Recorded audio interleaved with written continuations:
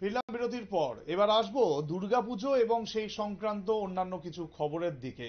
দুর্গাপুজোকে সামনে রেখে এবার রাজ্য জুড়ে নেশা বিরোধী অভিযান শুরু করলো একটা অভিনব উদ্যোগ।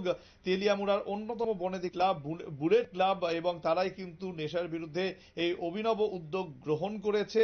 ক্লাব সদস্যরা আজ সমাজের বিভিন্ন স্তরের বিশিষ্ট ব্যক্তিত্বদের পাশে নিয়ে ভয়াবহ ড্রাগস সম্পর্কে সমাজকে সচেতন করার লক্ষ্যমাত্রা নিয়ে ক্লাব প্রাঙ্গণ থেকে শুরু করে ওমপি চৌমুহনী পর্যন্ত বিভিন্নভাবে সচেতনতামূলক পোস্টারিং করেন। এই কর্মসূচির মধ্যে দিয়ে যুব সমাজকে ড্রাগসের ভয়াবহতা সম্পর্কে ওয়াকিবহাল করেন তারা। সেখানে উপস্থিত ছিলেন স্থানীয় বিধায়িকা তথা ত্রিপুরা সরকারের মুখ্য সচেতক কল্যাণী সাহা রায় সহ অন্যান্যরা। কি জানাচ্ছেন তারা, শুনুন।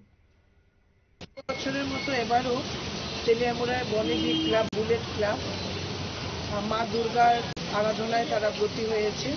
সারা বছর বিভিন্ন সামাজিক কাজ তারা করে থাকেন, এবারও তার ব্যতিক্রম হয়নি। এবারও তেলিয়ামুড়ার বুলেট ক্লাব বিভিন্ন সামাজিক কর্মকাণ্ড তাদের হাতে নিয়েছেন, যেমন বৃক্ষরোপণ, দুস্থদের মধ্যে।